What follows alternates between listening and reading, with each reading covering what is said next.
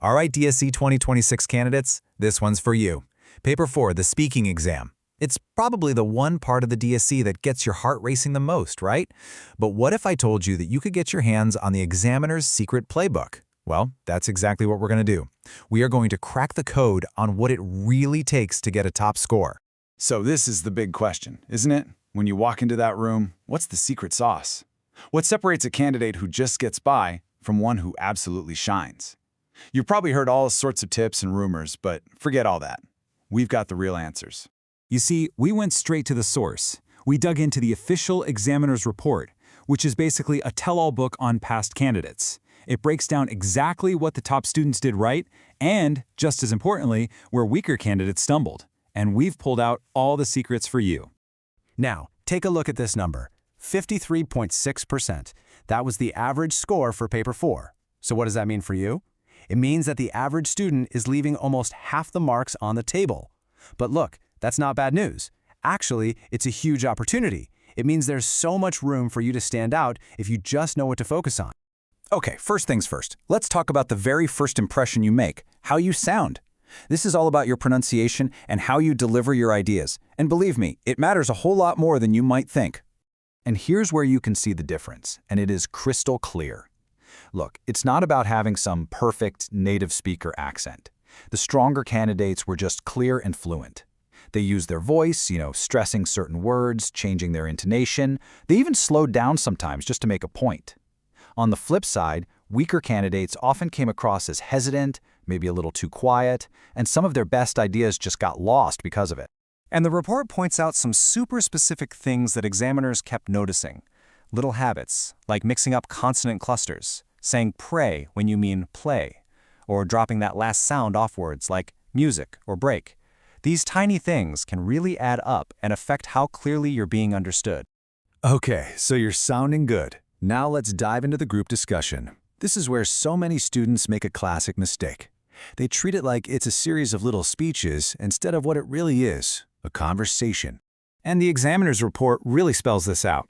Weaker candidates tended to be either totally passive, just dropping in a few memorized phrases here and there, or they went the other way and just talked over everyone.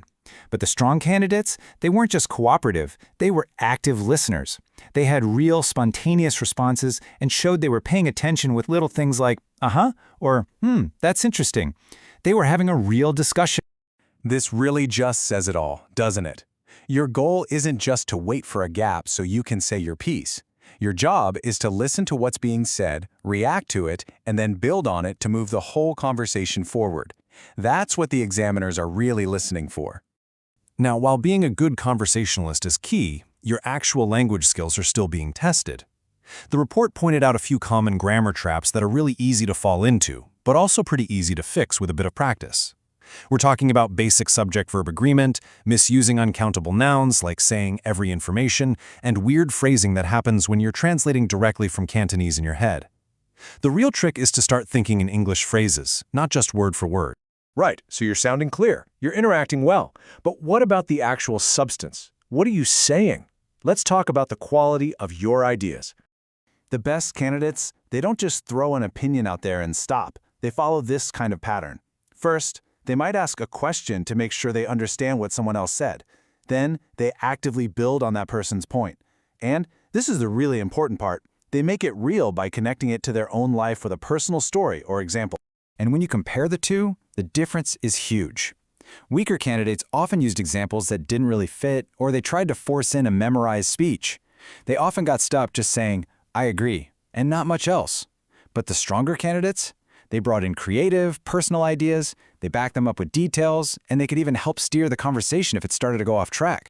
And now for your moment in the spotlight, the 1-minute individual response. This is your chance to really shine on your own, and the examiners are looking for something very specific here. According to the report, a lot of candidates just used this minute to rehash points from the group discussion. But the best candidates did something different. They used this time to connect. They were calm but enthusiastic. They shared their own ideas clearly, and most importantly, they showed a strong sense of audience. So what on earth is a sense of audience? Well, think of it like this. You're not reciting a speech to a wall. You are having a 1-minute, one-on-one conversation with the examiner.